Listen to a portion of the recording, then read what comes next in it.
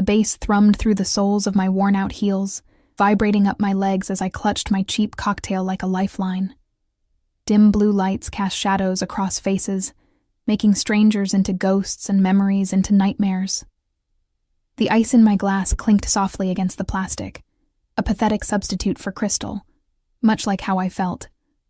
A poor substitute for the woman I once was. 3 months since the divorce, and I still couldn't shake the feeling of being hollow, scraped clean of everything that made me me. That's when I saw him.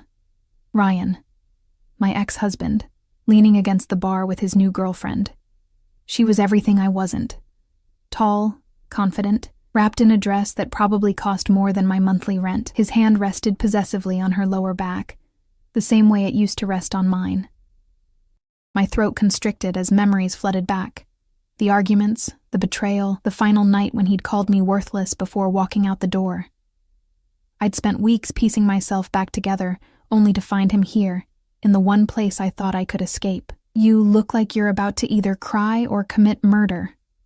A voice cut through the haze of my thoughts, deep, slightly accented, with an edge that sliced through the music. I turned, blinking back tears I refused to acknowledge. The man beside me wasn't what I expected in this mediocre downtown club. His presence seemed to part the crowd without effort, not because of his height, though he towered over me, but something more. Fundamental. Authority radiated from him like heat from pavement in August. "Neither," I managed, my voice steadier than I felt. Just realizing I should have picked a different bar. His eyes, dark as polished obsidian, followed my gaze to Ryan. Something cold flickered across his features. There and gone in an instant. He wore a suit that whispered of wealth rather than screamed it, charcoal gray against a black shirt, no tie. The faint scent of expensive cologne mingled with something earthier. Leather, perhaps. And the ghost of cigar smoke. "Your ex?" he asked, though it didn't sound like a question. I nodded, suddenly aware of how pathetic I must seem, hiding in the corner, nursing a watered-down drink, staring daggers at my ex-husband. "Could you dance with me?" The words tumbled out before I could stop them. "My ex is watching from the bar, and I stopped, heat rushing to my cheeks. "Sorry, that was inappropriate. I don't even know you." The stranger's mouth curved into something not quite a smile. "You don't." His gaze swept over me, not in the leering way I'd grown accustomed to in places like this, but as if he was cataloging every detail. But I know his type. He extended his hand, long fingers, manicured nails, a heavy silver watch peeking from beneath his cuff. Something about his palm, calloused in places a businessman shouldn't be, sent a warning shiver down my spine. "One dance," he said softly. "Make him regret ever letting you go." I hesitated, instinct warring with desperation. Then Ryan laughed, loud enough to carry over the music, his new girlfriend giggling against his shoulder. I placed my hand in the stranger's. His grip was firm as he led me to the dance floor, his other hand settling at the small of my back. The touch was light, but somehow commanding, guiding me through the crowd with practiced ease. As we moved, I noticed 2 men in dark suits shift positions near the bar, their eyes never leaving us. Security, I assumed, though they didn't wear the club's uniforms. "I'm Ella," I said, suddenly needing to fill the silence between us. "Daniel," he replied, though something in his tone suggested it wasn't the name he typically used. The song shifted to something slower, more intimate. Daniel pulled me closer, one hand sliding to my waist. I caught Ryan watching, his expression darkening as Daniel leaned down, his breath warm against my ear. "He's watching," Daniel murmured. "Does that make you happy?" I shook my head. "Not happy, just, I don't know. Vindicated, maybe?" For months I felt invisible, discarded. Daniel's fingers tightened slightly on my waist. "Men who discard beautiful things are fools," he said, his voice hardening. "Or blind." The compliment caught me off guard. In the months since the divorce, I'd become a ghost drifting through my own life, working doubles at the hospital as a nurse just to afford the tiny apartment I'd moved into, avoiding friends who'd taken sides, forgetting to eat until dizziness reminded me. The woman who'd entered this club tonight wasn't beautiful, She was exhausted, held together by cheap concealer and cheaper determination. "You don't have to say that," I whispered. "This is just pretend." Daniel spun me gently, bringing me back to face him with unexpected grace. "I never say things I don't mean, Ella." The way he said my name, like he was tasting it, sent a flush of heat through me that had nothing to do with the crowded dance floor. For a moment, I forgot about Ryan, about the divorce, about the mountain of bills waiting at home. There was only the music, the dim lights, and this dangerous-feeling stranger holding me like I was something precious. Then reality crashed back as I caught sight of Ryan moving through the crowd toward us, his face contorted with an emotion I couldn't place. Fear prickled at the base of my spine. "He's coming over," I whispered. Daniel's expression didn't change, but I felt him shift almost imperceptibly, angling his body between me and the approaching threat. "Let him," he said quietly. Perhaps it's time he learned the value of what he discarded. Before I could respond, Ryan was there, alcohol flushing his face. "Ella," he slurred, reaching for my arm. "What the hell? I've been trying to call you for weeks." I stepped back, bumping into Daniel's chest. His hand came to rest protectively on my shoulder. "I changed my number," I said, hating the tremor in my voice. For obvious reasons, Ryan's gaze flicked to Daniel, dismissive at first, then wary as he registered something I couldn't see. "Who's this? Didn't take you long to move on." The accusation stung, especially coming from the man who'd been seeing his new girlfriend months before our marriage ended. "That's none of your business anymore," I said. "I think you should leave." Daniel's voice was quiet, but it carried a weight that made the hair on the back of my neck stand up. "The lady doesn't want to speak with you." Ryan laughed, but it sounded forced. "The lady? Who talks like that?" He stepped closer, alcohol emboldening him. "Stay out of this, man. This is between me and my wife." "Ex-wife," I corrected. "Whatever. We need to talk, Ella." Ryan reached for me again. Daniel moved so quickly I barely registered it. One moment Ryan was reaching for my arm, the next he was stepping back, Daniel's hand firmly against his chest. "That's not going to happen," Daniel said, his voice dropping to something that wasn't quite a whisper, but somehow more threatening for its softness. "Now, I suggest you return to your date before you embarrass yourself further." Ryan's face flushed darker, anger replacing indignation. "You don't know who you're messing with," he hissed. Something shifted in Daniel's posture, a subtle change that transformed him from merely intimidating to genuinely dangerous. "No," he replied, "you don't know who you're messing with. Last chance to walk away." I noticed the two men I'd spotted earlier moving through the crowd, their attention fixed on our confrontation. Ryan must have noticed them too, because he backed up a step, his bravado faltering. "This isn't over, Ella," he said, but the threat sounded hollow. "We need to talk about the money. Money." Of course it was about money, the final payment from the sale of our house. Money that was rightfully half mine, but that Ryan had somehow convinced his banker friend to misplace, until I signed away claims to everything else. "There's nothing to talk about," I said, finding strength in Daniel's solid presence beside me. "It's my money. You stole it. End of discussion." Ryan's face twisted with anger. "You ungrateful? Enough!" Daniel didn't raise his voice, but Ryan stopped mid-sentence. "The lady has made her position clear. I won't ask you again to leave." For a tense moment, I thought Ryan might actually throw a punch, but then one of Daniel's men appeared at his side, whispering something in his ear.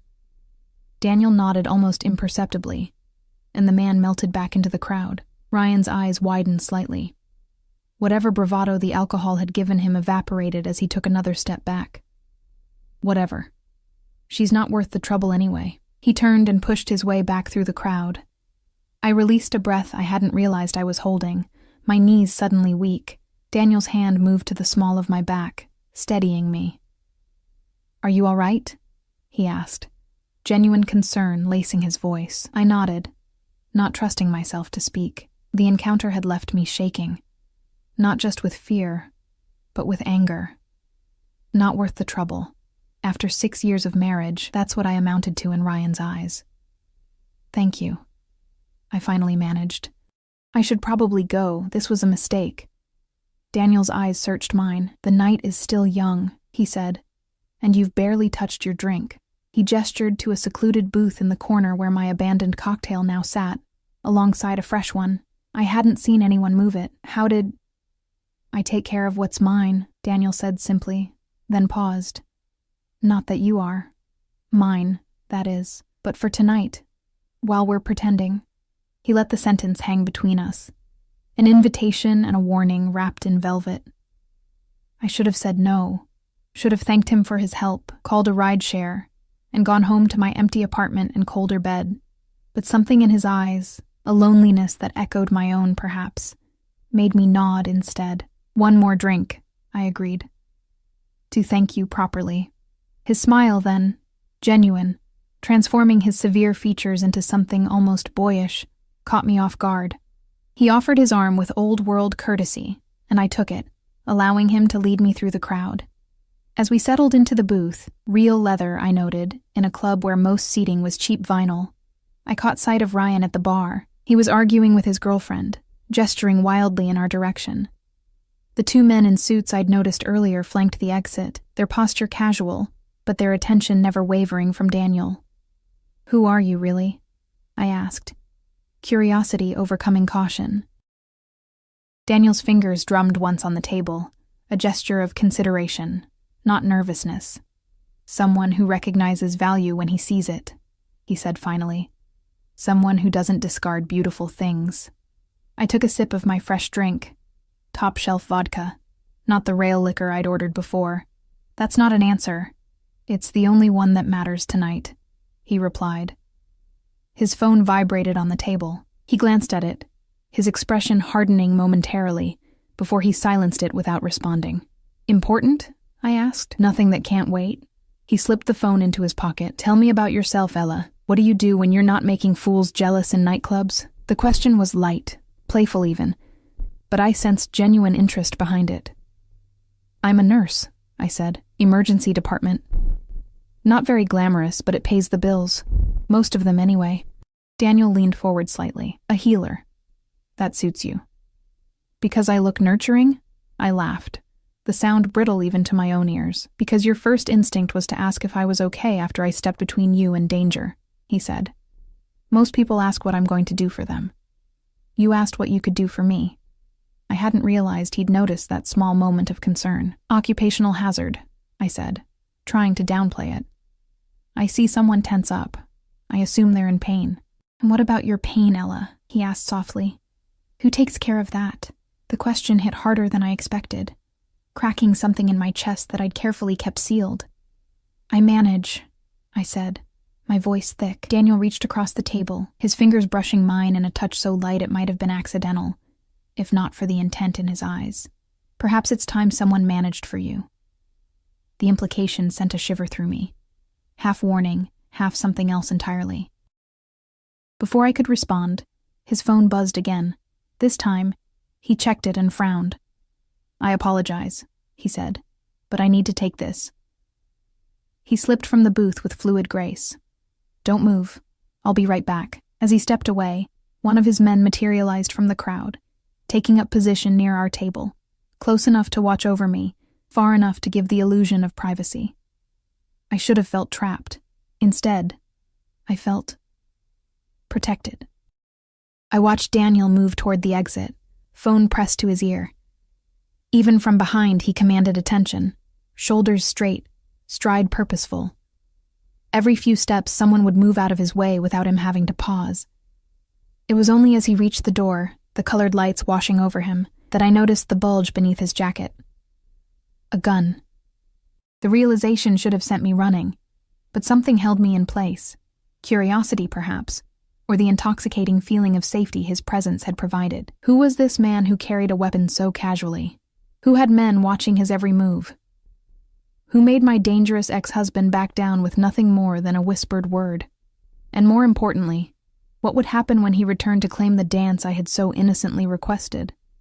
I watched Daniel through the glass doors as he paced outside, phone still pressed to his ear. His expression had transformed completely. Gone was the charming stranger who danced with me. In his place stood someone colder, harder. Even from this distance, I could see the tension radiating through his shoulders as he spoke, his free hand gesturing sharply in the air. Whoever was on the other end of that call was receiving instructions, not conversation. A shiver ran through me that had nothing to do with the club's excessive air conditioning. What had I gotten myself into? The smart thing would be to slip out the back entrance while he was distracted. Return to my safe, predictable life of double shifts and frozen dinners, yet I remained rooted to my seat, drawn to him like a moth to dangerous flame. Another drink? I startled at the voice beside me. One of Daniel's men stood there, not the one keeping watch, but another. Shorter, with close-cropped hair and a scar that disappeared beneath his collar. He didn't smile, but his eyes weren't unkind. "No, thank you," I said. My mouth suddenly dry despite my half-full glass. "I'm fine." He nodded once, then hesitated. "Mr. Vega doesn't often dance." He said the word as if it were foreign. "You made quite an impression, Mr. Vega. Not Daniel, then, or not just Daniel." "Is that supposed to make me feel special?" I asked, surprising myself with my boldness. The man's expression didn't change. "It's supposed to make you careful." Before I could ask what he meant, Daniel, Mr. Vega, returned, sliding back into the booth with fluid grace. The hardness I'd glimpsed outside had vanished, replaced once more by the charming mask he'd worn earlier, but now I knew it was just that. A mask. "I apologize for the interruption," he said, his voice warm as he dismissed his man with a subtle nod. "Business never sleeps, unfortunately." "What kind of business keeps men with guns on payroll?" The question slipped out before I could stop it, emboldened by the vodka and the lingering adrenaline from confronting Ryan. Daniel went still, his dark eyes studying me with new intensity. The silence stretched between us until I thought I might shatter from the tension. "The successful kind," he finally said, his voice dropping to a register that made my skin prickle. "Does that frighten you, Ella?" It should have. Every instinct honed through years of working in a busy ER, assessing threats and diffusing volatile situations, screamed danger. Yet what I felt wasn't fear, at least not entirely. It was awareness, heightened and electric. "I'm not sure yet," I answered honestly. Something like approval flickered across his features. "A rare quality," he murmured. "Honesty without calculation." From the corner of my eye, I caught Ryan watching us, his new girlfriend attempting to reclaim his attention. The sight no longer stung as sharply. Instead, I felt a strange detachment, as if the woman who had once built her life around that man was someone else entirely. "Your ex seems troubled by our conversation," Daniel observed, following my gaze. "Perhaps we should give him something more to worry about." Before I could respond, he was beside me rather than across from me, his arm sliding around my shoulders with casual possession. The movement was so smooth I barely registered it happening until his warmth pressed against my side, his cologne enveloping me in sandalwood and something darker. "Is this okay?" he asked, his lips close to my ear. The question surprised me. Men like Daniel, men who radiated power and controlled rooms without speaking, rarely asked permission. They took. I nodded, not trusting my voice. His fingers traced idle patterns on my bare shoulder, each touch sending sparks cascading through me. "Tell me about the money he mentioned," he said, his tone conversational despite the intensity of his gaze. "The money he stole." The reminder of Ryan's theft cut through the pleasant haze. "It's nothing," I said automatically, the lie bitter on my tongue. Daniel's fingers paused in their movement. "Don't do that," he said softly. "Don't diminish your own worth." His hand moved to tilt my chin up, forcing me to meet his eyes. "Not with me." Something in his gaze, a rawness beneath the control, broke through my defenses. "When we sold our house, the profit was supposed to be split equally," I explained, the words tumbling out. "But Ryan's best friend is a banker. Somehow the final transfer to my account never went through. $40,000 just disappeared." Daniel's expression didn't change, but I felt a shift in him, like a predator going still before the strike. "And the authorities?" I laughed without humor. "Ryan's father plays golf with half the police department. The detective said it was a civil matter and to hire a lawyer." I took a long sip of my drink, which I can't afford because I need that money to finish my nurse practitioner program. "So he stole not just your money, but your future," Daniel said, his voice deceptively mild. Something in his tone made me look at him more closely. "It's not your problem," I said. "You barely know me. Perhaps I'd like to change that." His thumb brushed across my lower lip, a touch so light it might have been imagined if not for the fire it left in its wake. "Perhaps I find myself invested," and the word carried weight beyond its syllables. I should have pulled away, should have thanked him for the dance, for making Ryan jealous, for the expensive drinks, and walked out the door. Instead, I leaned into his touch, my defenses crumbling beneath the weight of months of loneliness and struggle. "Why?" I whispered. Daniel's eyes darkened. "Because rare things should be treasured," he said, his voice dropping to something intimate despite the pulsing music around us.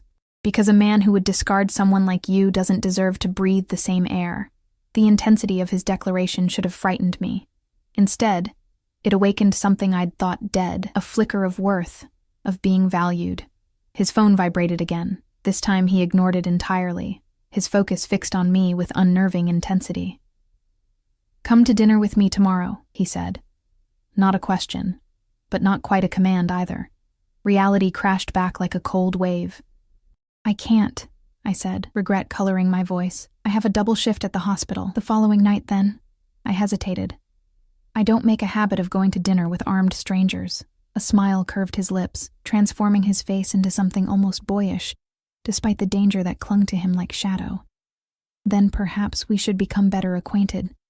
He leaned closer, his breath warm against my ear. "Ask me anything, Ella. Tonight I'm an open book." It was a dangerous invitation from a man who was clearly anything but open. Yet I found myself unable to resist. "Those men," I said, nodding toward the one still watching us from a discreet distance. "They work for you?" "They work with me," he corrected. "But yes, they're under my protection." "And what do you protect them from?" His expression shifted, becoming contemplative. "The world is full of predators, Ella. Men who take what isn't theirs." His gaze flickered meaningfully toward Ryan. "I provide balance." It wasn't really an answer, but it told me more than he'd probably intended. "You're not in legal imports, are you?" I asked, the pieces falling into place with alarming clarity. Daniel laughed, the sound genuine and warm. "Not exclusively, no." His fingers resumed their idle patterns on my shoulder. "Does that bother you? The gray areas?" I considered the question honestly. As a nurse, I dealt with ethics daily. The letter of the law versus what was right for my patients. "I think," I said slowly, "that justice and legality aren't always the same thing." Something like surprise flickered across his features, there and gone in an instant. A nuanced perspective, not what I expected. "What did you expect?" "Judgment. Fear. A hasty departure." His lips quirked. The usual reactions when people begin to see beneath the surface. Before I could respond, movement near the bar caught my attention. Ryan was arguing with his girlfriend, his gestures becoming increasingly animated. As I watched, she grabbed her purse and stormed toward the exit, leaving him alone at the bar. His gaze immediately sought me out, his expression darkening when he found me nestled against Daniel's side. "Your ex appears to be having relationship troubles," Daniel observed, a note of satisfaction in his voice. How unfortunate. I should have felt vindicated. Instead, I felt hollow. "It won't last," I said. "He'll apologize, buy her something expensive with my money, and she'll forgive him. That's his pattern." Daniel's arm tightened around me. "Patterns can be broken," he said, and something in his tone made me shiver, particularly when properly motivated. I pulled back slightly to look at him. "That sounds ominous. Does it?" His expression gave nothing away. "I simply meant that people can change their behavior when faced with consequences." Ryan chose that moment to push away from the bar, weaving slightly as he made his way toward us. The determination in his stride sent a familiar bolt of anxiety through me, my body tensing before my mind could process the threat. Daniel felt the change immediately. "Do you want me to handle this?" he asked, his voice dropping to something dangerous. "No," I said, straightening my spine. "I've spent too long letting other people fight my battles, I slid from the booth, Daniel following with effortless grace. Ryan reached us, alcohol flushing his face. "We need to talk," he slurred, reaching for my arm. I stepped back, avoiding his touch. "We have nothing to discuss." "The money," he insisted. "It's not what you think. There were complications with the transfer." "The only complication is that you stole it," I said, finding strength in Daniel's solid presence beside me. "And now you're going to give it back," Ryan's face contorted with anger. "Or what? You'll sick your new boyfriend on me?" He turned to Daniel, his judgment impaired enough to miss the warning signs that even I could now recognize. The subtle shift in stance, the stillness that preceded action. "Who the hell are you anyway? Someone you don't want to antagonize," Daniel replied, his voice cold enough to freeze the air between them. "Someone who's quickly losing patience with your disrespect." Ryan laughed, the sound ugly. "Disrespect? She's my wife." "Ex-wife," I corrected again, anger replacing fear. "And I'm not your property. I never was." "The lady has made herself clear," Daniel said. "This is your final warning to walk away." Ryan's face flushed darker. "Or what?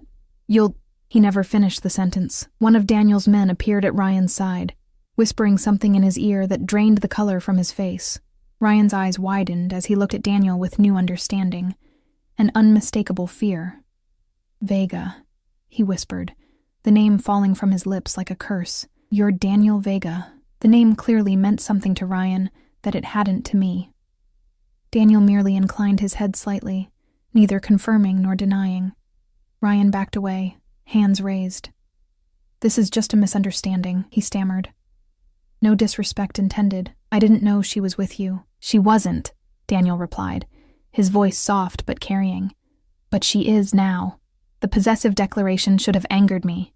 Instead, it sent a thrill of something dangerous and electric down my spine. Ryan continued his retreat, nearly stumbling in his haste to put distance between us. As he disappeared into the crowd, I turned to Daniel. "Who are you?" I asked, the question carrying more weight than before. "Why is he so afraid of you?" Daniel considered me for a long moment, as if weighing how much truth I could handle. "I'm someone who ensures debts are paid," he finally said. "And your ex-husband has just realized he's significantly overdrawn." The implications of his words sank in slowly, reality rearranging itself around this new information. "You're not just in gray areas of business," I said carefully.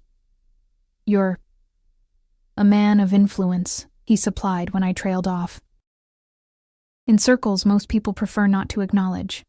A mafia boss, or something close enough that the distinction didn't matter. I should have been terrified, should have walked, no, run, away from him and never looked back. Yet all I felt was a strange calm, as if pieces of a puzzle were finally clicking into place. "Are you going to hurt him?" I asked, surprising myself with how steady my voice remained. Daniel's expression softened slightly. "Would it bother you if I did?" I considered the question honestly, thinking of the nights I'd cried myself to sleep after discovering Ryan's affairs, the humiliation of having to borrow money from my sister to pay rent when he emptied our joint account, the casual cruelty of his dismissals. "It should," I said finally. "But I don't know if it would." Something like approval flickered in Daniel's eyes. "Honesty," he murmured. "Refreshing." He offered his hand palm up, an invitation, not a demand. "Come, this place has lost its appeal." I hesitated, standing at a crossroads I hadn't anticipated when I'd entered the club hours earlier.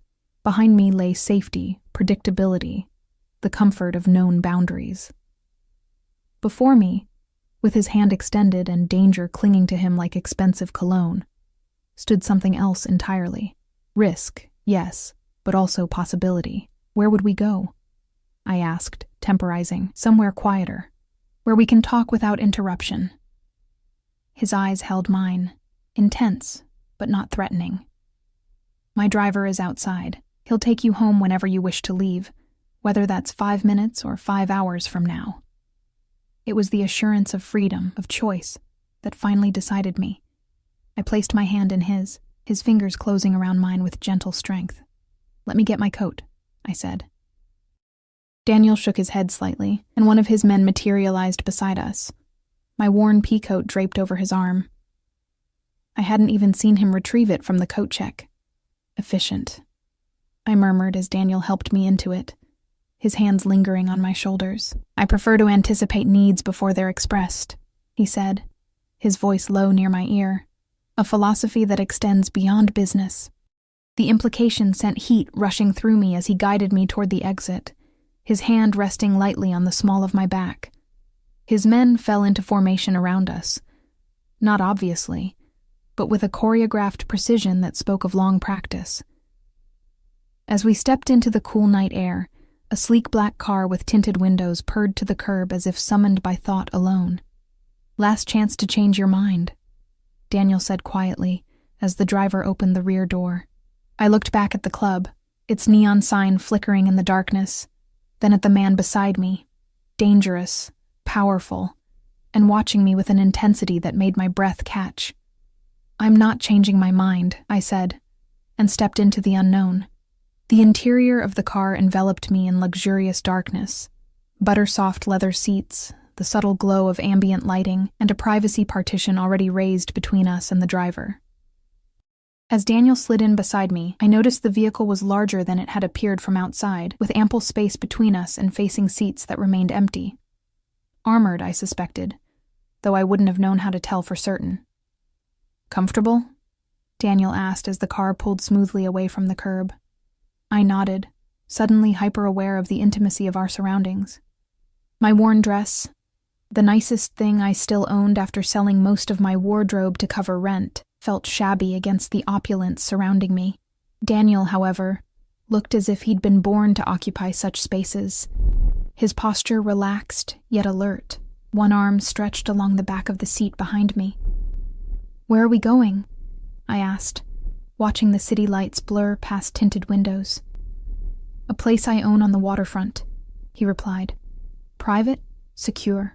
Warning bells should have been clanging in my mind at the thought of going to a strange man's home, especially a man who had all but admitted to criminal connections. Yet the danger that radiated from Daniel didn't feel directed at me. If anything, it felt like a shield, a barrier between me and a world that had shown little mercy these past months. "You're very trusting," he observed, reading my thoughts with unsettling accuracy. "Am I?" The corner of his mouth lifted. Most women wouldn't get into a car with a man they've just met, particularly one whose reputation clearly disturbs their ex-husband. I turned to face him fully. "I'm not most women."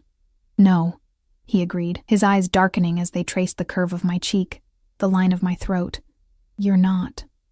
The car slowed, turning onto a private drive that wound through manicured grounds before stopping before an imposing building of glass and stone.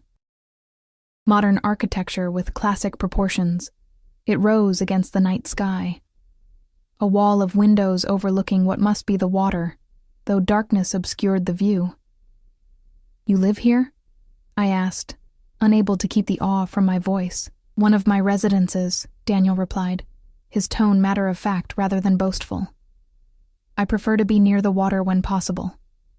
The driver opened the door, the cool night air rushing in. Daniel exited first, then extended his hand to help me out. As my heels touched the pavement, I noticed we weren't alone. Discreet figures patrolled the perimeter, while a man in a tailored suit approached with respectful deference. "Mr. Vega," he greeted, then nodded to me. "Ma'am?" "Anything I should know about Marco?" Daniel asked, his hand settling at the small of my back with casual possession. "Nothing urgent, sir. The situation from earlier has been addressed. Something passed between them, an entire conversation in the space of a glance." Daniel nodded once, dismissing him. "Ensure we're not disturbed unless it's truly necessary." "Of course, sir." As we approached the entrance, glass doors slid open silently, revealing an interior that matched the exterior's understated elegance. High ceilings, minimalist furnishings in cream and charcoal, with occasional splashes of deep burgundy providing contrast. Art that I suspected cost more than my yearly salary hung on the walls, illuminated by recessed lighting. "This is beautiful," I said, taking it all in. "You have excellent taste." "I appreciate beautiful things," he replied, his gaze fixed on me rather than his surroundings. "Would you like a drink? Or perhaps something to eat?" My stomach chose that moment to rumble, reminding me that I'd skipped dinner to save money for the single drink I'd planned to nurse all evening. Heat rushed to my cheeks. I wouldn't say no to something small, I admitted. Daniel smiled, a genuine expression that transformed his severe features into something almost boyish. I believe my chef prepared something before retiring for the evening. Let me check. He led me through the main living area toward what appeared to be a kitchen that belonged in a high-end restaurant rather than a private home. Stainless steel appliances gleamed under recessed lighting, and a marble island dominated the center of the space. Daniel moved with comfortable familiarity, opening a massive refrigerator to reveal containers labeled with elegant script. Grilled salmon with roasted vegetables, or... He checked another container. Beef tenderloin with truffle mashed potatoes? The casual offer of food that would cost half a day's wages at a restaurant reminded me sharply of the disparity between us. Either is fine, I said, suddenly uncomfortable. Really, just a small plate. Daniel paused, studying me with that penetrating gaze that seemed to see beneath surfaces. You don't need to minimize your needs with me, Ella, he said quietly. Not ever. The statement, delivered with such conviction, cracked something inside me, a wall I'd built around my vulnerabilities after months of having them used as weapons against me. The salmon sounds wonderful, I managed, my voice thicker than I'd intended. He nodded, retrieving the container and transferring its contents to a plate with unexpectedly deft movements. Wine? He asked, opening a temperature-controlled cabinet that contained more bottles than some restaurants I'd visited. Just water, please, I replied. I have an early shift tomorrow. Daniel inclined his head, filling a crystal glass from a filtered tap. As he moved around the kitchen, I noticed how the dangerous edge I'd sensed in him at the club hadn't disappeared. It had merely been channeled into controlled efficiency. Every movement was deliberate, economical, yet somehow graceful. Let's eat in the sitting room, he suggested, arranging the plate and glasses on a silver tray. It's more comfortable. He led me to a space off the main living area, more intimate in scale, with a fireplace that sprang to life at the touch of a button. Floor-to-ceiling windows revealed the view that had been obscured by darkness outside, the city skyline reflected in dark water, lights shimmering like fallen stars. The view is incredible, I said, drawn to the windows as Daniel set the tray on a low table before a plush sofa.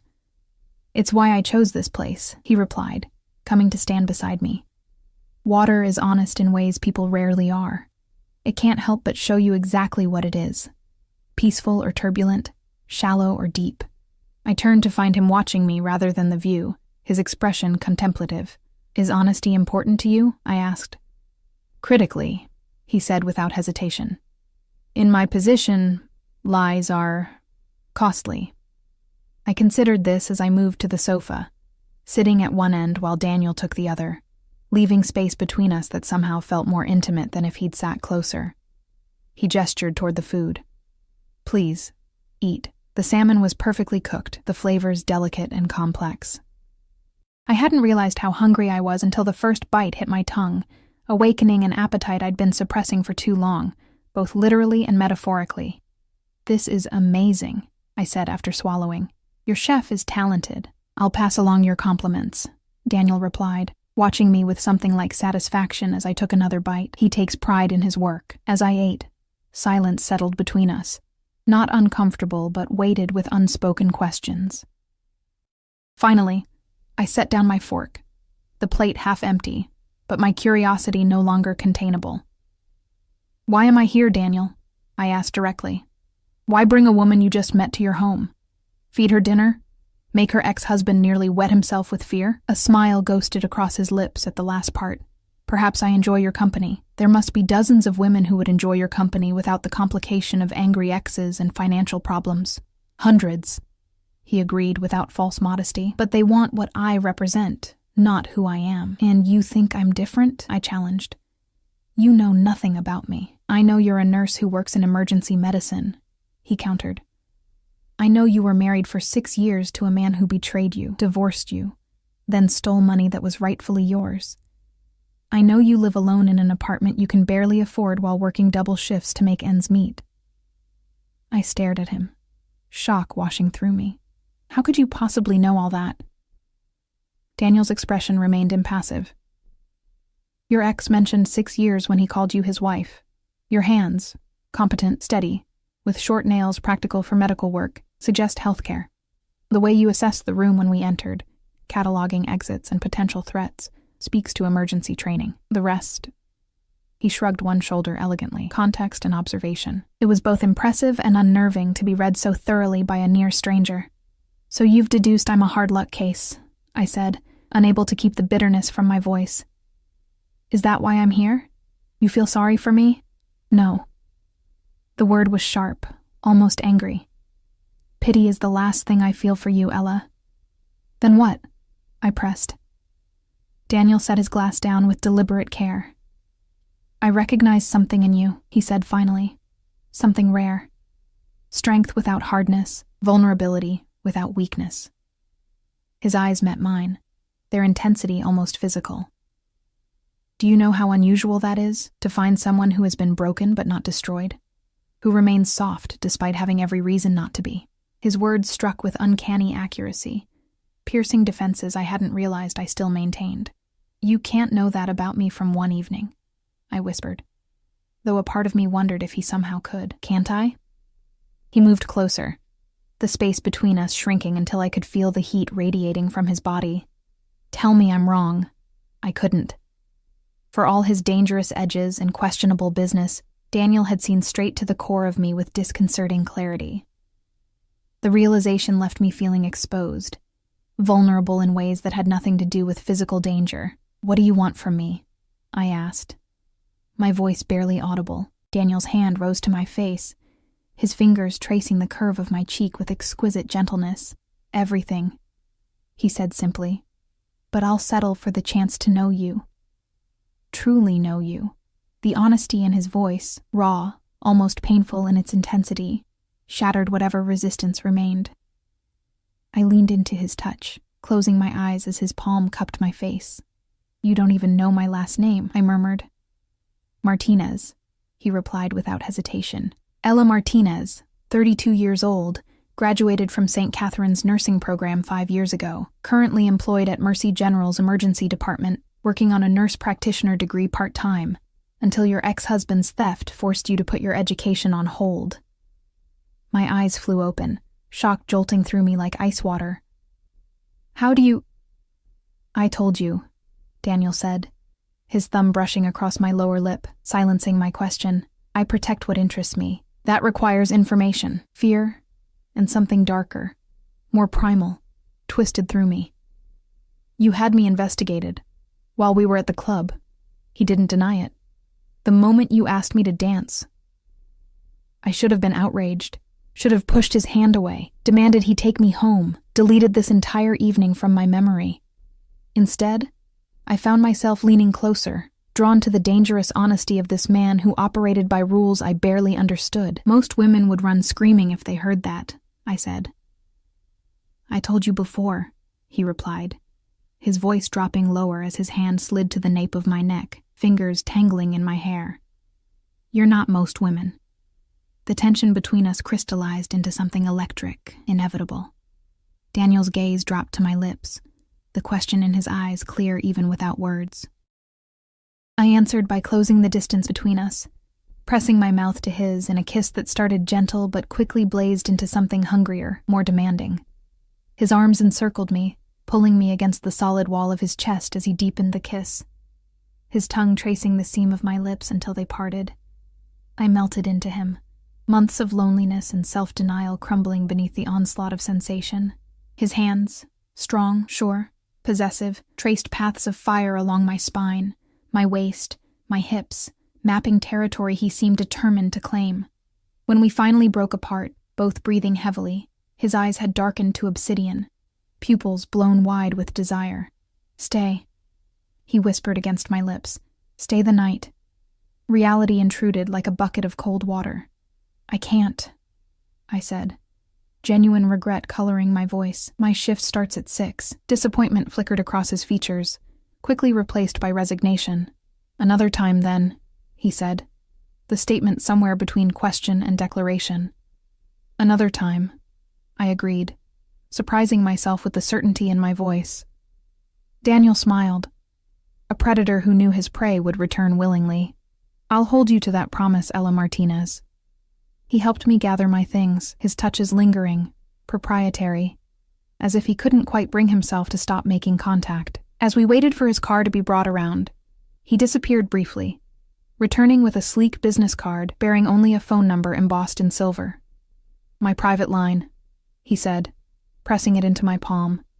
Day or night, for any reason. I tucked it into my purse, its weight seemingly greater than the small rectangle of cardstock should allow. Thank you, I said, for everything. The dance, dinner, making Ryan look like he'd seen a ghost. Daniel's smile turned sharp. That particular service was my pleasure. He deserved far worse for how he's treated you. Something in his tone made me pause. You're not going to do anything to him, are you? His expression turned unreadable. Would it bother you if I did? I considered the question honestly, remembering Ryan's casual cruelty, his theft, the way he'd systematically dismantled my self-worth over years. It should, I said finally. But I'm not sure it would. Daniel nodded, accepting my answer without judgment. Your ex-husband's fate is in his own hands, he said cryptically. His choices will determine what happens next. Before I could press for clarification, his car appeared, the same driver holding the door open with practiced efficiency. Daniel walked me to it, his hand at the small of my back, a touch that had become familiar in the span of a single evening. Message me when you get home safely, he said, as I slid into the back seat. Is that an order, Mr. Vega? I asked, a smile playing at the corners of my mouth despite my attempt at seriousness. His eyes darkened at my use of his surname. Consider it a strong suggestion from someone who worries. You hardly know me well enough to worry, I pointed out. I know enough, he replied simply. And I intend to know more. He leaned in, brushing his lips against mine in a kiss that promised rather than demanded. Much more. As the car pulled away, I watched Daniel's figure recede in the side mirror, standing tall and imposing before his waterfront home, a man of power, of danger. And now, somehow, a man who had inserted himself into my life, with the precision of a surgeon and the inevitability of fate. The driver caught my eye in the rearview mirror. Address, ma'am. I gave him my apartment's location, then settled back against the leather seat, my mind whirling with the evening's events. Only hours ago, I'd been a woman with nothing but debts and broken dreams, going to a club in a desperate attempt to feel something other than exhaustion or despair. Now I was returning home in a luxury car that probably cost more than I'd earn in 3 years, with the private number of a man who made people like Ryan tremble with fear. My phone buzzed with a text from an unknown number. My driver will pick you up at 5:30 tomorrow evening. Dinner at my place when your shift ends. I stared at the screen, momentarily taken aback by the presumption. Then I smiled despite myself, typing back. I don't recall agreeing to that. The response came immediately. You didn't say no either. Is that a no? I hesitated, my thumb hovering over the screen. Common sense screamed that I should politely decline, delete his number, and forget this night ever happened. Daniel Vega was clearly dangerous, clearly involved in things I shouldn't know about, clearly the type of man who would complicate my already chaotic life. It's not a no, I typed finally.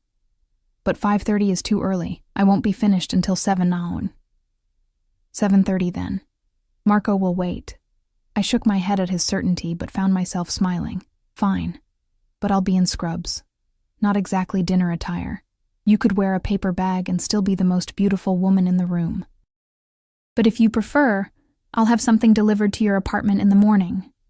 Your choice. The offer should have offended me, as if I needed charity, as if I couldn't dress myself. Yet something in how he phrased it, making it a choice rather than an assumption, softened what might have been condescension from anyone else. Let me think about it, I replied. As you wish. The car turned onto my street, slowing as it approached my modest apartment building. The contrast between Daniel's waterfront mansion and my third-floor walk-up with its peeling paint and temperamental plumbing couldn't have been more stark. We've arrived, ma'am, the driver announced, pulling smoothly to the curb. Thank you, I said, gathering my purse. I appreciate the ride. He inclined his head respectfully. Mr. Vega said I'm to wait until you're safely inside your apartment, if you don't mind. Of course he had. That's not necessary, I began, then stopped at the driver's impassive expression. Clearly, Daniel's instructions weren't open to negotiation, but thank you, I amended. As I climbed the stairs to my apartment, exhaustion finally catching up with me, I felt my phone buzz once more. Sweet dreams, Ella Martinez. Tomorrow can't come soon enough, I smiled, tucking the phone away without responding. As I unlocked my door, I glanced back toward the street where Daniel's car remained, a sleek shadow against the night. Only after I'd closed and locked my door behind me did its headlights flare to life, illuminating the empty street before disappearing around the corner. Inside my small apartment, everything looked exactly as I'd left it. Dishes drying in the rack, nursing textbooks stacked on the coffee table, the worn quilt my grandmother had made folded over the back of my secondhand sofa. Yet nothing felt the same, or perhaps it was I who had changed, transformed in the space of one evening, from a woman trying to disappear into a woman being seen, truly seen. Perhaps for the first time, I touched my lips, still sensitive from Daniel's kisses, and wondered what tomorrow would bring. Morning arrived with cruel efficiency, my alarm blaring at 5 a.m. For a disoriented moment, I wondered if I'd dreamed the entire evening. The club, Ryan's confrontation, Daniel's unexpected intervention. Then my phone lit up with a new message, dispelling any notion that last night had been a figment of my imagination. Good morning, Ella. I hope you slept well. There's a package being delivered to your apartment at noon. You're under no obligation to accept it, but I hoped you might consider wearing it tonight. Either way, I'm looking forward to seeing you at 7:30. I stared at the screen, torn between amusement and wariness at Daniel's persistence. Before I could decide how to respond, a second message appeared. Oh, and I've taken the liberty of sending coffee and breakfast to your hospital. It should arrive at the nurse's station by 7. I remember how grueling 12-hour shifts can be without proper fuel. The thoughtfulness of the gesture caught me off guard.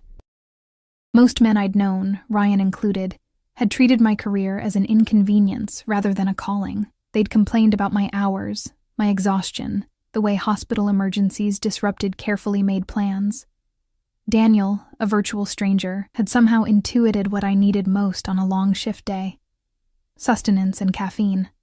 That's very kind, I typed back, but unnecessary. His response was immediate. Kindness is never unnecessary, particularly toward those who deserve it most.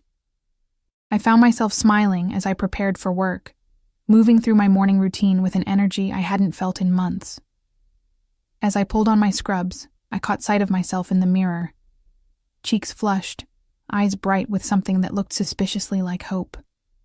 I barely recognized the woman staring back at me. The hospital was its usual controlled chaos when I arrived.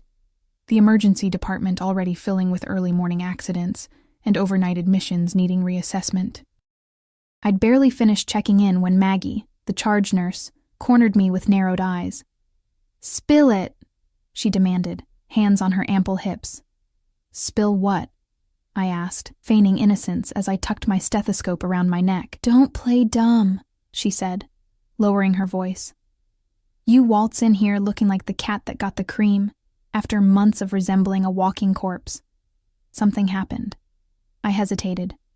Maggie had been my rock through the divorce, covering shifts when I needed to meet with lawyers, bringing homemade casseroles when I forgot to eat, offering her couch when I couldn't bear to be alone. If anyone deserved the truth, it was her. Yet how could I explain Daniel Vega, a man whose very name had made Ryan pale with fear? "I met someone," I said finally, keeping it simple. "Last night, it's new." Maggie's expression softened. "About damn time. Ryan the Rat has dominated your life for too long.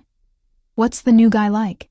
Before I could formulate a suitable response that didn't include words like dangerous or possibly criminal, the emergency department doors swung open. 2 deliverymen entered, carrying trays from the upscale cafe across from the hospital, a place most of us only visited on paydays, when the splurge felt justifiable. "Delivery for the emergency department nursing staff," the lead man announced. "Compliments of Mr. Vega." Heads turned, curious eyes landing on me as my cheeks flushed crimson. Maggie's eyebrows shot toward her hairline. "Mr. Vega, huh?" she murmured, as the deliveryman set up a spread of pastries, fruit, yogurt parfaits, and a carafe of premium coffee that made the break room sludge seem like dishwater in comparison. As in Daniel Vega? I stiffened. You know him? Maggie gave me a long look. My brother's on the force. There are rumors. And she pulled me aside as our colleagues descended on the unexpected feast. Ella, honey, do you know what you're getting into? Not really, I admitted. But I'm not as naive as I look. She studied me for a moment, then sighed. Well, at least he has good taste in breakfast and women. Just be careful, yeah? I nodded, grateful for her concern, but increasingly certain that careful was no longer in my vocabulary where Daniel Vega was concerned. The shift progressed in the usual blur of patients, charts, and minor emergencies. But the breakfast Daniel had sent kept our team fueled and, more importantly, made me the subject of endless speculation. By midday, I'd fielded so many questions about my mysterious benefactor that I was almost relieved to be called to the trauma bay for a multi-vehicle accident. Hours later, as I was finally catching my breath, my phone buzzed with a notification from my building's security system. A delivery had been left at my door. A large box wrapped in cream-colored paper with a simple black ribbon, Daniel's package, right on schedule. The rest of my shift passed in a haze of anticipation, curiosity gnawing at me as I wondered what lay inside that elegant package. When 7 o'clock finally arrived, I practically sprinted from the hospital, fatigue forgotten in my hurry to get home and discover what Daniel had sent. The box sat exactly where the security photo had shown, untouched outside my apartment door. I brought it inside, setting it on my bed with a mixture of excitement and trepidation. The ribbon came undone with a gentle tug, the wrapping paper falling away to reveal a glossy black box beneath. Inside, nestled in tissue paper, lay a dress that made my breath catch, deep emerald silk that shimmered as I lifted it, the fabric flowing like water through my fingers. It was simple in design, elegant rather than ostentatious, with a draped neckline and fitted waist that would hug my curves without being vulgar. Beneath it lay a matching set of undergarments in delicate black lace, a pair of heels I suspected would fit perfectly, and a small velvet jewelry box containing teardrop emerald earrings that caught the light with hypnotic intensity. The entire ensemble probably cost more than 3 months of my rent. A card tucked into the corner of the box read simply, "No expectations, only hopes. D." I stood for a long moment, conflicted. Accepting such lavish gifts after one evening together seemed precipitous at best, dangerous at worst, yet the care evident in the selections, the modest yet elegant cut of the dress, the comfortable height of the heels, the subtle rather than flashy jewelry, spoke of consideration rather than presumption. My phone buzzed with a text from Daniel. "The car will arrive in 20 minutes. Should I redirect it? Decision time. I could send the car away, return the untouched gifts tomorrow, retreat to the safety of my predictable life. Or I could step into the unknown, accept the dress and everything it potentially symbolized. No need to redirect," I typed back. "I'll be ready." His response was immediate, as if he'd been waiting with phone in hand. "You've made my evening before it's even begun." 20 minutes later, showered and dressed in Daniel's gifts, I hardly recognized my reflection. The dress fit as if it had been made for me, the color bringing out the golden undertones in my olive skin, the fabric draping in a way that accentuated curves I'd forgotten I possessed after months of stress and skipped meals. The earrings caught the light when I moved, drawing attention to my neck, my collarbones, the pulse point at my throat. A soft knock at my door announced the driver's arrival. Taking a deep breath, I gathered my courage along with a small clutch purse and opened the door. The same driver from the previous night stood there, his expression professionally neutral despite what must have been a significant transformation in my appearance. "Ms. Martinez," he greeted with a slight bow, "Mr. Vega is expecting you." The drive to Daniel's waterfront home passed in a blur of anticipation and second-guessing. Was I making a colossal mistake? Moving too quickly? Setting myself up for another heartbreak? Yet beneath the anxiety ran a current of exhilaration I hadn't felt in years, the thrill of being wanted, pursued, valued. The car pulled through the same gates as before, following the curving driveway to the imposing entrance where Daniel waited. Unlike the previous night, he wasn't flanked by security, standing alone in the soft glow of exterior lighting. He wore dark trousers and a charcoal button-down, sleeves rolled to expose strong forearms, the top buttons undone in a way that suggested comfort rather than formality.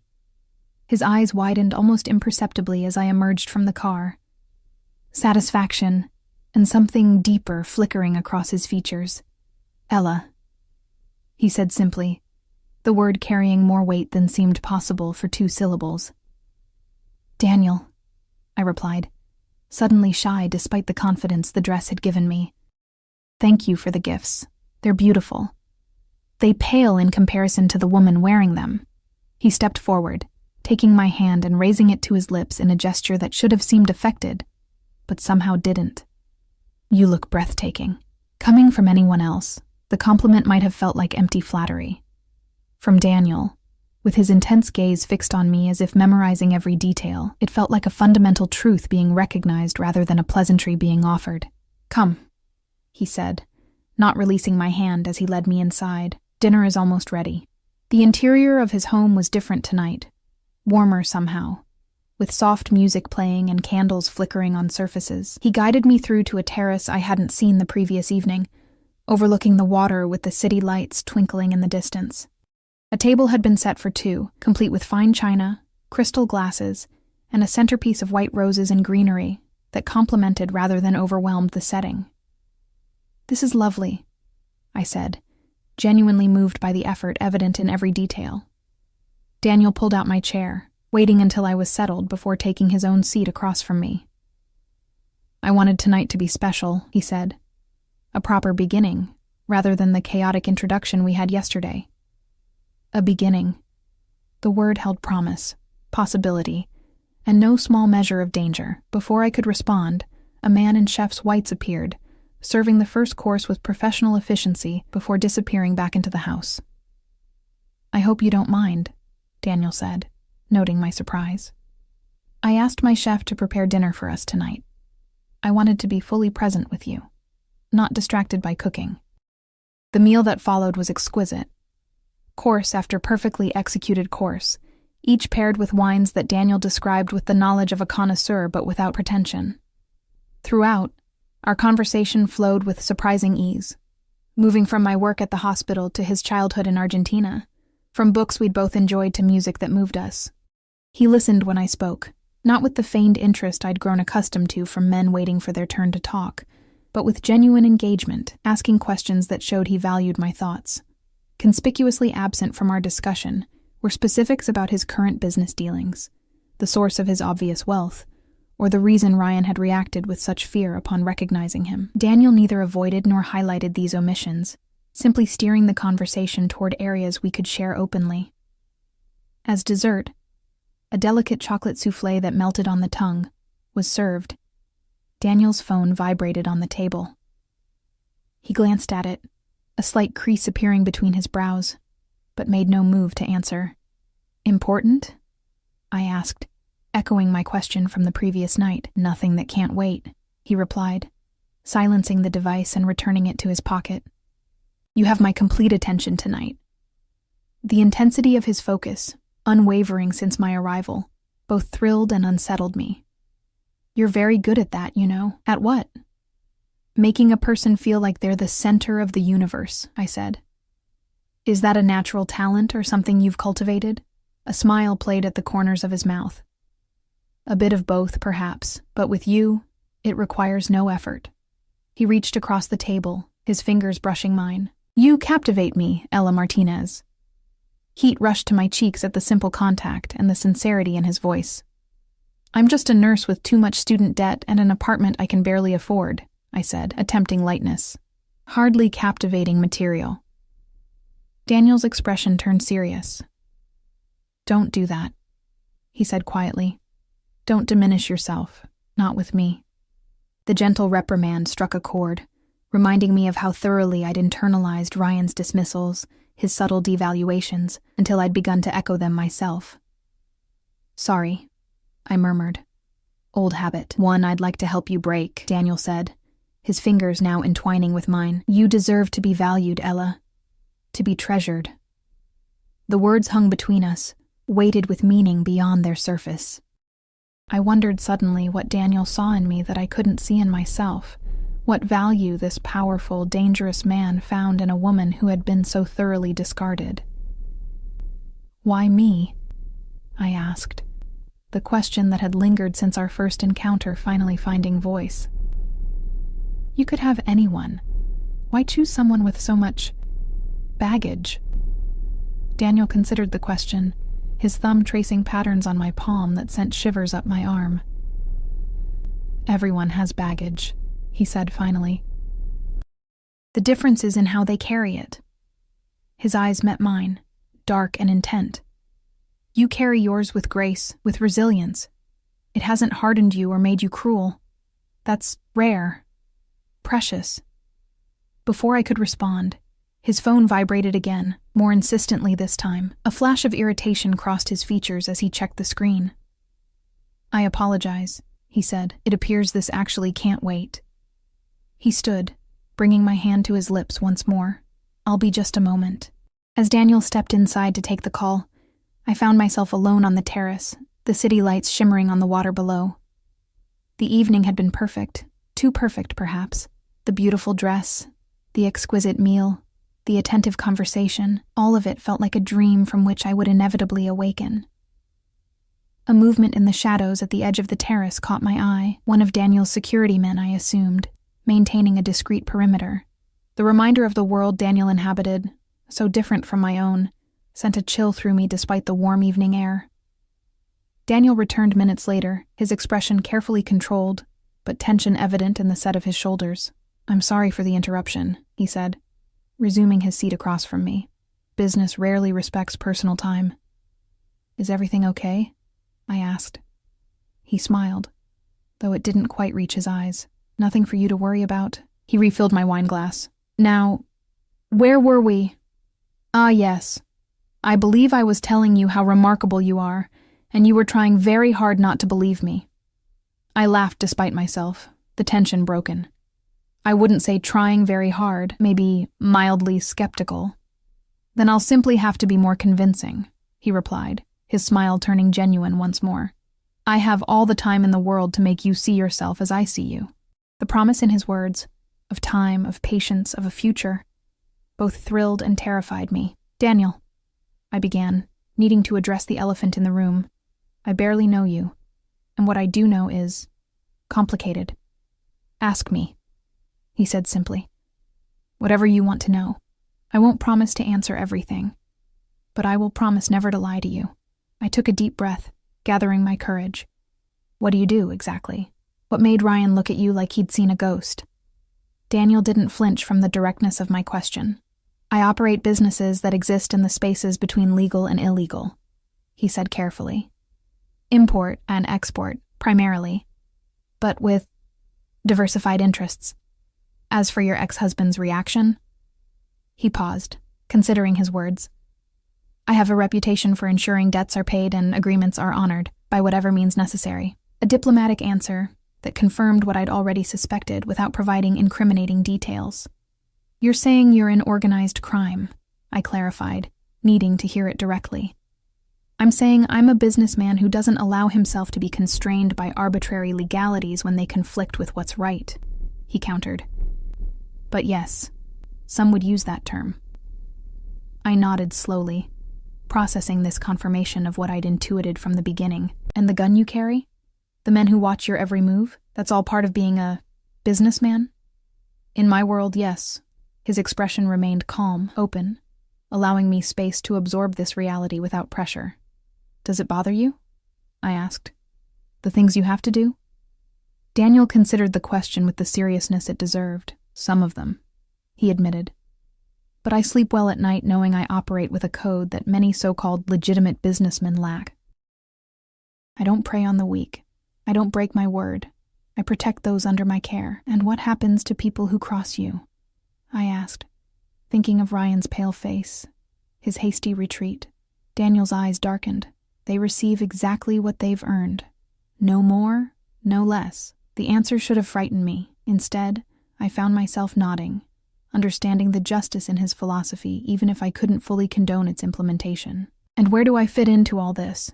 I asked, the question that mattered most. "What am I to you, Daniel?" He reached across the table, taking both my hands in his. "Something unexpected," he said softly. "Something I wasn't looking for but can no longer imagine being without." His thumbs traced circles on my wrists, his touch gentle despite the strength evident in his hands. "I want to know you, Ella. I want to protect you, provide for you, make you smile the way you did when you first walked in tonight." His eyes held mine, intense and unwavering. "I want to be the man who ensures you never doubt your worth again." The declaration, delivered with such conviction, left me breathless. Part of me wanted to pull away, to remind both of us that we'd known each other barely 24 hours, that such intensity couldn't possibly be sustainable. But another part, the part that had recognized something in Daniel from that first moment in the club, wanted nothing more than to surrender to the promise of his words, his touch, his unwavering focus. "That's a lot to promise someone you just met," I said finally, my voice unsteady. "I don't make promises I can't keep," he replied simply. "And I knew who you were the moment you asked me to dance." The music shifted to something slower, more intimate. Daniel rose, still holding my hands, and pulled me gently to my feet. "Dance with me," he said. No longer a question, but not quite a command. Like the first time, I stepped into his arms without hesitation, his hand settling at the small of my back as we began to move together on the terrace. The city lights our only audience. Unlike our first dance in the crowded club, this one held no pretense, no performance for jealous eyes. It was just us, moving as one beneath the stars, his cheek against my temple, his heartbeat steady against my palm where it rested on his chest. "This is dangerous," I murmured, not referring to his profession, but to the way my defenses crumbled in his presence. "The best things in life usually are," he replied, his lips brushing my ear and sending shivers down my spine. As we turned, the moonlight caught the emeralds at my ears, reflecting green fire that matched the intensity in Daniel's eyes when he pulled back to look at me. Without words, the atmosphere between us shifted, the air growing heavy with unspoken desire. "Stay," he whispered, echoing his request from the previous night. "Stay with me, Ella." This time I had no early shift to use as an excuse, no reason to deny what we both clearly wanted. I thought of my empty apartment, of the lonely bed that awaited me there, and compared it to the warmth of Daniel's arms, the promise in his eyes. "Yes," I said simply, the single syllable bridging the final gap between my old life and whatever lay ahead. His kiss, when it came, held nothing back. Passionate, consuming, a claiming that left no doubt about his intentions. I responded with equal fervor, months of numbness burning away beneath the heat of his touch, as his hands traced the contours of my body through the silk dress, learning me with a thoroughness that left me trembling. "Beautiful," he murmured against my throat, as his lips traced a path from my jaw to my collarbone. "Perfect." In one fluid movement, he swept me into his arms, carrying me from the terrace into the house with effortless strength. I wrapped my arms around his neck, marveling at how right it felt to be held by him, to surrender to the current that had pulled us together from that first moment in the club. As he carried me toward what I presumed was his bedroom, I had a fleeting thought that I should be more cautious, more measured in my response to this man I barely knew. Then his lips found mine again, and caution became the furthest thing from my mind. Whatever tomorrow might bring, tonight I would be his, and he would be mine. Morning light filtered through unfamiliar curtains, gently pulling me from the deepest sleep I'd experienced in months. For a moment, disorientation clouded my mind as I registered the luxurious sheets beneath me, the spaciousness of the bed, the unfamiliar weight of an arm draped possessively across my waist. Then memories of the night before rushed back. Daniel's passionate kisses, his reverent touch, the way he'd worshipped every inch of my body with an intensity that had left me breathless and trembling. I turned carefully to face him, not wanting to wake him, but unable to resist studying his features in repose. Sleep softened the sharp edges of his face, making him appear younger, almost vulnerable. His dark lashes rested against high cheekbones, his lips, which had traced fire across my skin for hours, now relaxed in the hint of a smile. A scar I hadn't noticed before curved along his hairline, the silvery mark a reminder of whatever violent past had shaped him into the man who now held me. As if sensing my scrutiny, Daniel's eyes opened, instantly alert in a way that spoke of years of conditioning. The wariness in his gaze lasted only a fraction of a second before recognition warmed his expression. "Good morning," he murmured, his voice rough with sleep as he tightened his arm around me, drawing me closer. "Did you sleep well?" I nodded, suddenly shy despite our intimacy the night before. "Better than I have in, I can't remember how long." His hand traced the curve of my hip beneath the sheet, his touch both possessive and reverent. "No regrets?" The question held genuine concern, as if he truly feared I might wish to erase what had happened between us. I leaned forward, pressing my lips to his in a soft, lingering kiss that answered more eloquently than words could have. "None," I whispered when we finally parted. "You?" Daniel's smile was slow, transformative. Only that morning had to come so soon. I could have watched you sleep for hours more. I laughed, the sound unfamiliar to my own ears after so many months of having little to laugh about. "That's slightly creepy, you know, is it?" He shifted, rolling me beneath him with effortless strength, his weight braced on his forearms to avoid crushing me. I prefer to think of it as appreciative. Whatever response I might have made was lost, as his lips claimed mine once more, morning breath forgotten in the heat that instantly rekindled between us. His hands, so careful and controlled the night before, now moved with increased urgency, as if he couldn't get enough of me. I responded in kind, my fingers tracing the muscled planes of his back, learning the geography of scars that told stories he had yet to share. Later, sated and breathless, I lay with my head on his chest, listening to the steady rhythm of his heart as his fingers combed lazily through my tangled hair. "I should go," I said reluctantly. "I have errands to run before my shift tomorrow." Daniel's arm tightened around me. "Stay," he murmured against my temple. "I'll have anything you need delivered. Whatever errands you have can be handled by my people." The offer was tempting, to remain cocooned in his luxury, his protection, letting the outside world fade into insignificance. Yet something in me resisted the easy surrender. "I need to maintain my own life," I said carefully. "At least for now. This is all happening so fast, Daniel." He was silent for a long moment, his fingers continuing their gentle path through my hair. "You're right," he finally conceded, though I could hear the reluctance in his voice. "I don't want to overwhelm you, but at least let me send you home in style." I know you don't need it," he interrupted, propping himself up to look down at me, his eyes intense. "But it would make me happy to do this for you. Please, Ella, let me take care of you in the ways I can." Put that way, as something for him rather than charity for me, I found myself nodding.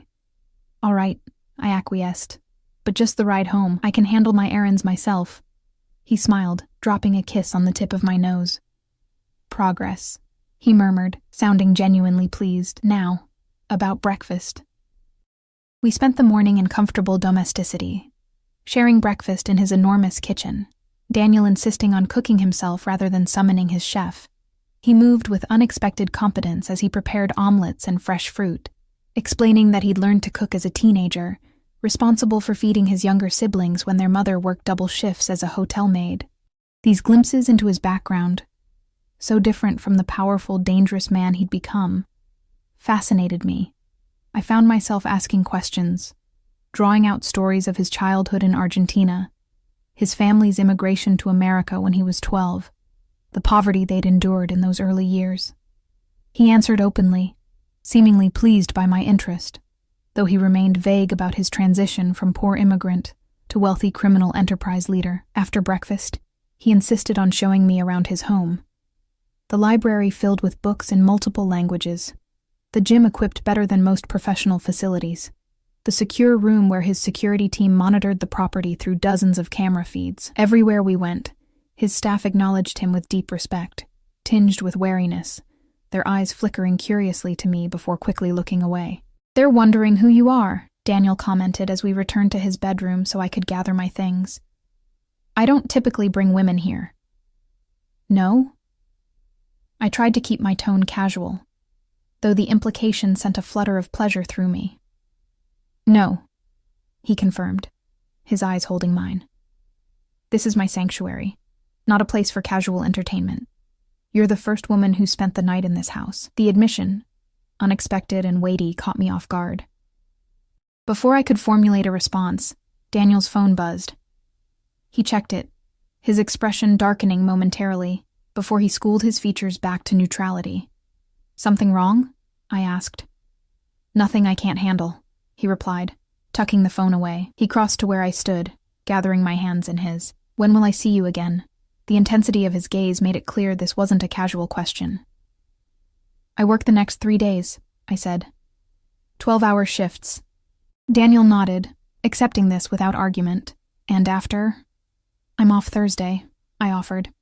But I usually use that day to catch up on laundry, groceries, real-life stuff.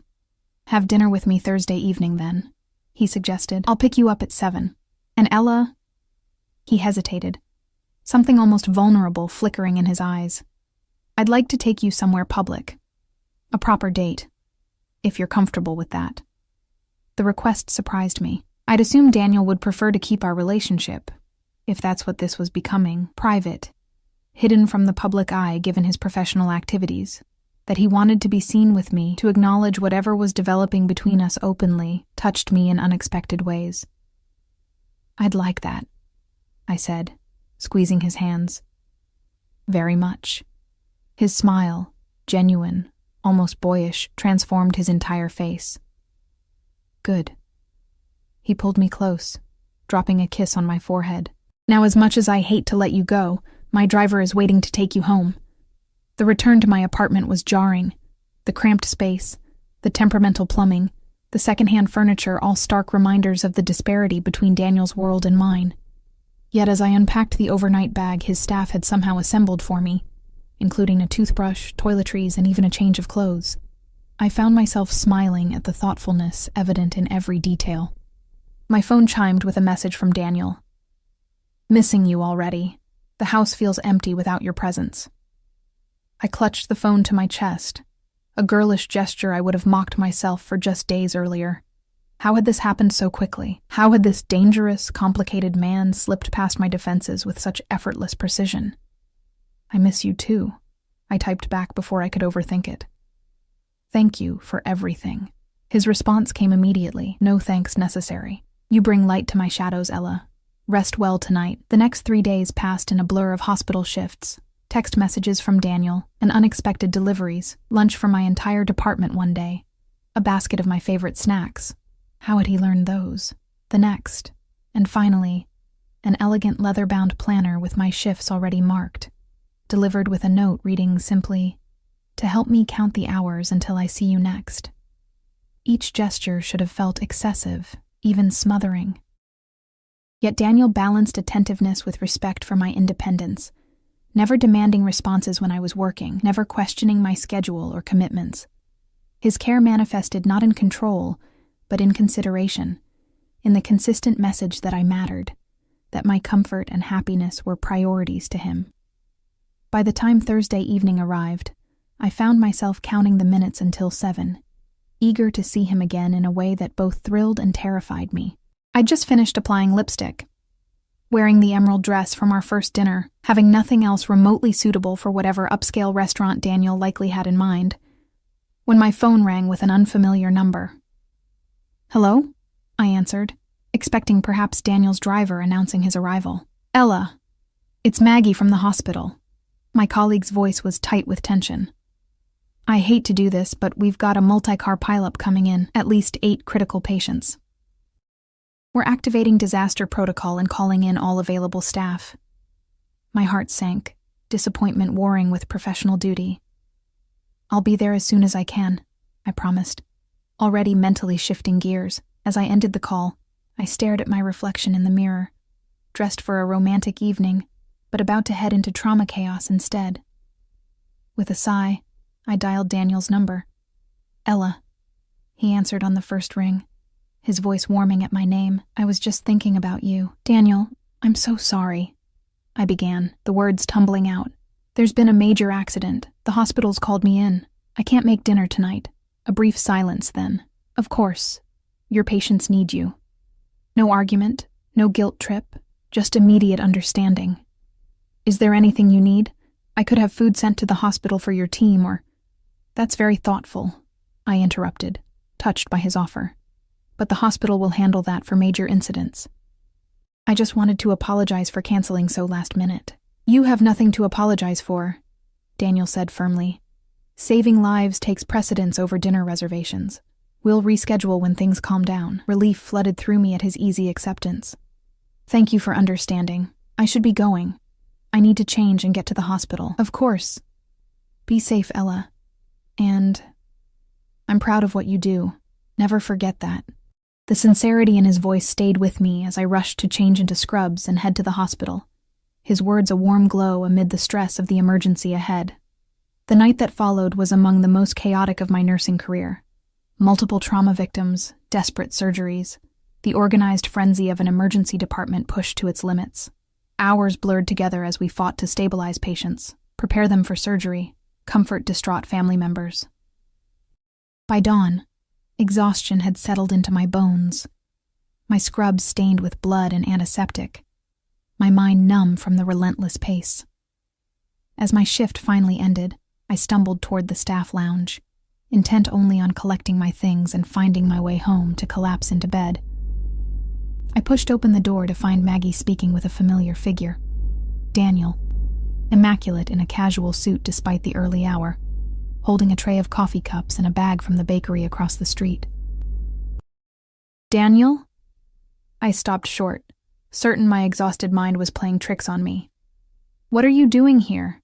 He turned, relief evident in his face as he took in my disheveled appearance. "Ella," he said simply, crossing to me with quick strides. "Are you all right?" "I'm fine," I assured him, acutely aware of my appearance, hair escaping its ponytail, dark circles under my eyes, the general disarray of 16 hours in trauma. "Just tired. But what are you doing here? It's 6 a.m. Daniel's hand rose to my cheek, his touch gentle as he tucked a stray strand of hair behind my ear. "I couldn't sit at home knowing you were dealing with this," he said quietly. "I brought breakfast for your team and a ride home for you if you'd like it." The thoughtfulness of the gesture brought unexpected tears to my eyes, fatigue lowering my emotional defenses. Maggie cleared her throat behind us, reminding me we weren't alone. "I'll just distribute these to the team," she said tactfully, taking the coffee tray from Daniel. "Thank you, Mr. Vega. It's very appreciated after the night we've had." As she left, giving us privacy, Daniel drew me into his arms, uncaring about the stains on my scrubs or my general dishevelment. "You look exhausted," he murmured against my hair. "Let me take you home." I nodded against his chest, too tired to argue, too touched by his presence to question it. "How did you know I'd be finishing now?" I asked as he guided me toward the exit, his arm supportive around my waist. "I called the emergency department every few hours," he admitted. "Your colleague, Maggie, eventually took pity on me and told me when your shift would end." The image of Daniel Vega, dangerous, powerful man that he was, repeatedly calling a hospital emergency department to check on a nurse he'd known barely a week, struck me as both absurd and incredibly endearing. "You didn't have to do that," I said as we reached his car, the driver opening the door for us with practiced efficiency. "I know," Daniel replied, helping me inside before sliding in beside me. I wanted to. The drive to my apartment passed in comfortable silence, Daniel's arm around me as I leaned against his shoulder, fatigue finally claiming me. I must have dozed off, because the next thing I knew, he was gently shaking me awake as the car stopped outside my building. "We're here," he said softly. "Let me help you up." Too exhausted to protest, I let him guide me to my apartment, fumbling for my keys only to have him gently take them from my trembling hands. Once inside, he led me straight to my bedroom, helping me sit on the edge of the bed. "You need rest," he said, kneeling to remove my shoes. "Is there anything you need first? Food? A shower?" I shook my head. beyond words in my exhaustion. Daniel nodded, understanding, helping me lie down before pulling the covers over me. "Sleep," he murmured, pressing a kiss to my forehead. "I'll check on you later." I caught his hand as he turned to leave. "Stay," I whispered, the word an echo of his own request days earlier. "Just to sleep. I don't want to be alone right now." Something softened in his expression as he nodded, removing his jacket and shoes before stretching out beside me on the narrow bed that seemed laughably inadequate after the expanse of his own. He gathered me against his chest, one arm wrapping protectively around me as if to shield me from the horrors I'd witnessed during my shift. "I've got you," he murmured. His voice, the last thing I heard before sleep, claimed me completely. When I woke hours later, the afternoon sun filtering through my blinds, I found the bed empty beside me but could hear movement in my small kitchen. Following the sounds, I discovered Daniel at my stove, cooking what smelled like tomato sauce, my tiny kitchen transformed by bags of groceries on the counter and a vase of fresh flowers on my rickety table. "You're still here," I said, surprised and touched that he hadn't left while I slept. He turned, his expression brightening at the sight of me. "Of course. You asked me to stay." He gestured toward the stove. "I'm making pasta. You need to eat something substantial after your shift." The domesticity of the scene, this dangerous man cooking in my humble kitchen, grocery shopping for me while I slept, struck me with its incongruity. Yet somehow, it felt right, as if the universe had finally aligned in ways I couldn't have anticipated but desperately needed. "Thank you," I said simply, the words inadequate for the emotion swelling in my chest. Daniel set down his cooking spoon, crossing to where I stood to take my face gently between his hands. "You don't need to thank me for basic consideration, Ella," he said, his eyes searching mine. "This is what people do when they care about each other." "Is that what we're doing?" I asked softly. "Caring about each other?" His expression turned serious, almost solemn. "I think you know it's more than that, at least for me." The admission hung between us, weighty with implication despite its brevity. We'd known each other barely a week, yet the connection between us had developed with an intensity that defied conventional timelines. I should have been frightened by it, should have backed away from the precipice before us. Instead, I found myself stepping closer to the edge. "For me, too," I whispered, admitting what I'd been trying to deny even to myself. "It's more for me, too." Daniel's eyes darkened at my words, his thumbs tracing gentle paths along my cheekbones. "I know this is fast," he said, his voice low and intense. "I know my life is complicated, dangerous in ways yours shouldn't be. I know you have every reason to walk away from this, from me, before you get in any deeper. But," I prompted, hearing the unspoken word in his pause. "But I don't want you to," he finished, raw honesty in every syllable. "I want you in my life, Ella, not as a temporary diversion, not as an accessory, as an essential part of who I am becoming with you."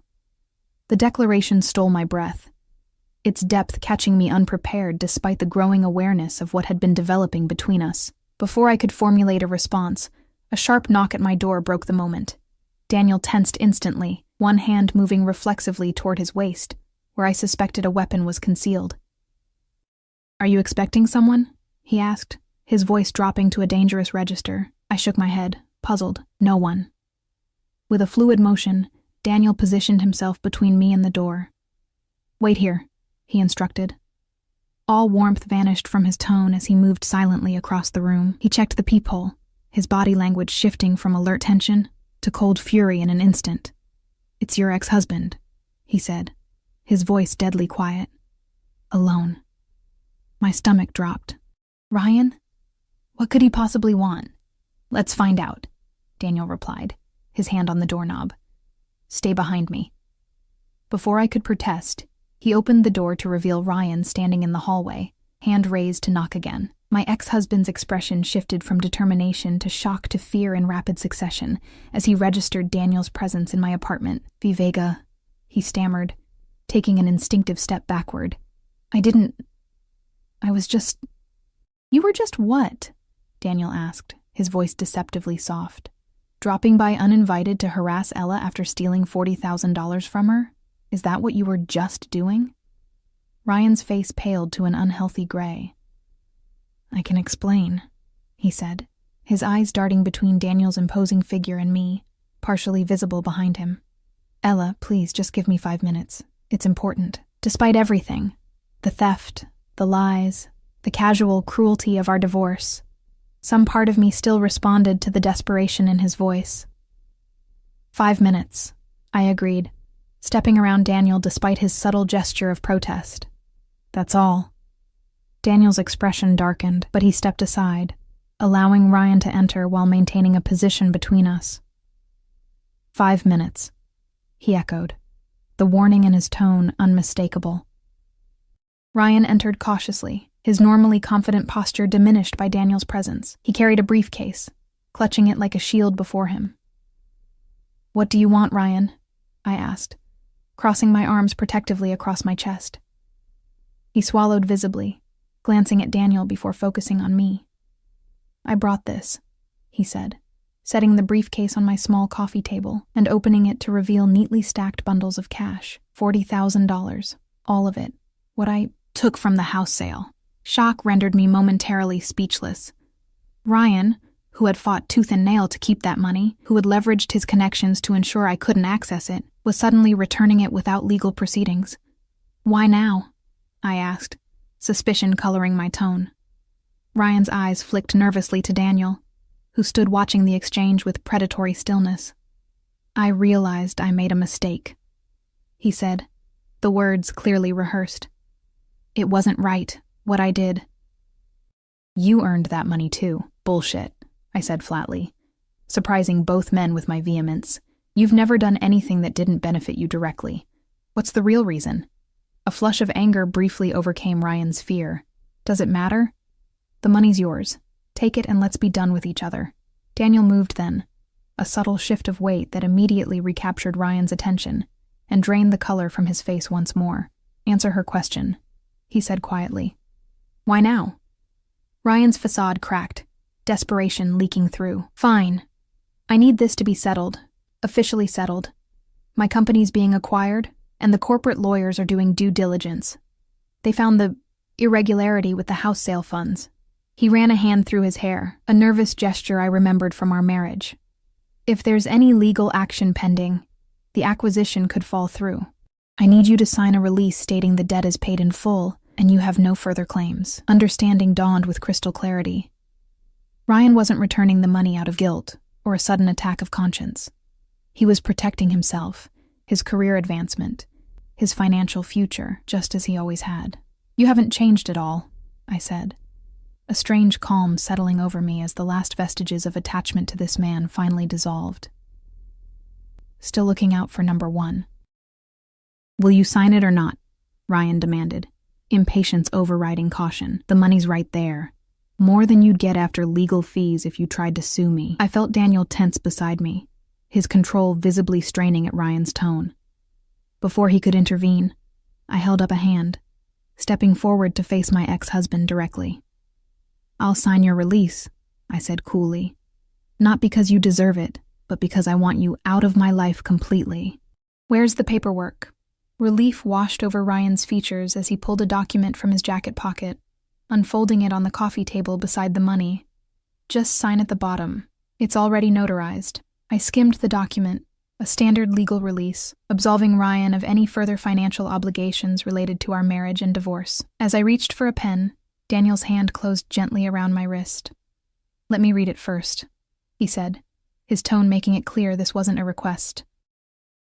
Ryan started to protest but fell silent at Daniel's look. I nodded, allowing Daniel to take the document, watching as he read it with the careful attention of someone accustomed to contractual language and its potential pitfalls. "It's straightforward," he finally confirmed, returning it to the table. "But I suggest one amendment." He took the pen, adding a line at the bottom before signing as a witness. "There. Now it states that this release is contingent upon the funds clearing the bank, not just being delivered today." Ryan's jaw tightened, but he nodded stiffly. "Fine. Whatever." I signed the document, a strange lightness filling me as I realized this truly was the final tie being severed between Ryan and myself. No more legal entanglements, no more financial connections, No more reason for him to ever contact me again. "We're done here," I said, stepping back from the table. "You can go now." Ryan hesitated, looking between me and Daniel as if wanting to say something more. Whatever it was, he thought better of it, gathering the signed release and backing toward the door. "Congratulations on your company acquisition," I added as he reached for the doorknob. "I hope it brings you what you're looking for." A flash of something, regret, acknowledgement, crossed his features before the mask of indifference returned. Without another word, he left, the door closing with a decisive click behind him. I turned to the briefcase still open on my coffee table, the reality of what had just occurred finally sinking in. $40,000, my nurse practitioner tuition, a down payment on a real home, financial security I hadn't dared hope for. All returned because Ryan feared whatever consequences Daniel might bring more than he valued the money itself. "You did this," I said, turning to Daniel. "Somehow you made him return the money."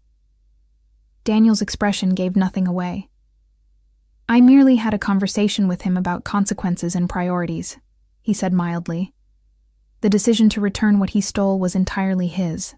I stepped closer, searching his face. "What did you do? Did you threaten him?" "Would it matter if I did?" he countered, his eyes holding mine. "The money was rightfully yours. He stole it. Now it's been returned. Justice has been served." The simplicity of his perspective, right and wrong, justice and retribution, struck me with its clarity. In Daniel's world, Ryan's theft wasn't a civil matter to be dragged through courts at enormous expense and time. It was a wrong to be righted, swiftly and definitively. "Thank you," I said finally, deciding the method mattered less than the outcome in this case. "You've given me back my future." Daniel's expression softened as he reached for me, drawing me into his arms. "No, Ella," he murmured against my hair. "You've given me mine." The weeks that followed transformed my life in ways I couldn't have imagined that fateful night at the club. With the returned money, I re-enrolled in my nurse practitioner program, reducing my hospital hours to focus on my education. Daniel supported my decision completely, never pressuring me to reduce my workload further or become dependent on his considerable resources. Our relationship deepened with a natural momentum that defied its rapid beginning. Daniel introduced me to his world gradually, first to his inner circle, the men and women who formed the core of his organization, then to the legitimate business owners who relied on his protection and patronage. I met his younger sister, the only family member he maintained close contact with, and was relieved when she welcomed me with genuine warmth. In turn, I introduced him to the few friends who had stood by me through my divorce: Maggie from the hospital, my sister Clara, my former nursing instructor who had become a mentor and confidant. Their initial wariness of Daniel's reputation quickly gave way to acceptance as they witnessed the care with which he treated me, the respect he showed for my independence, the subtle ways he ensured my happiness without smothering my growth. 6 months after our first meeting, Daniel asked me to move in with him. I hesitated, not from doubt about our relationship, but from concern about losing myself in his world, his wealth, his power. "I need to maintain my own identity," I explained as we discussed it on his terrace, the same spot where we'd first crossed a line from attraction to intimacy. "I don't want to wake up one day and realize I'm just an appendage to your life." Rather than being offended, Daniel listened with typical intensity before making an unexpected proposal. "What if we found a new place together?" he suggested. "Not my current house, not your apartment. Something we choose together, design together. A fresh start for both of us." The solution was so perfect in its simplicity that I agreed immediately. We found a property, smaller than his current home but infinitely larger than my apartment, with the water view he loved and the proximity to the hospital I needed. As we worked with architects and designers, blending our tastes and preferences into a shared vision, I marveled at how seamlessly our lives had intertwined despite our different backgrounds. A year to the day after I'd asked a dangerous stranger to dance because my ex was watching, Daniel took me back to the club where we'd met. The place had been closed for the evening, bought out, I suspected, though Daniel never confirmed this, and transformed with soft lighting and flowers that matched the emerald dress I still kept as a reminder of our beginning. In the center of the dance floor, Daniel dropped to one knee, offering not just a ring, but a promise of protection without possession, of partnership without dominance, of a future where neither of us would have to face life's challenges alone. "You asked me to dance to make another man jealous," he said, his voice thick with emotion I rarely saw him display in public. "I danced with you and found the missing piece of myself. Marry me, Ella. Be my partner in all things." The ring he offered gleamed in the dim light, an emerald surrounded by diamonds, echoing the earrings he'd given me that first night, symbolizing the beginning of a journey I'd never anticipated, but now couldn't imagine living without. "Yes," I said simply, holding out my trembling hand. "Yes to everything." As he slid the ring onto my finger, then rose to pull me into a kiss that sealed our promise, I realized that sometimes the most dangerous decisions, dancing with a stranger, falling for a man whose world was so different from mine, surrendering to a connection that defied conventional timelines, led to the greatest rewards. The future wouldn't be without challenges. Daniel's business, though increasingly legitimate as he transitioned certain operations toward conventional enterprises, would always carry risks. My career would demand time and energy that might otherwise go to our relationship. We would navigate these complexities together.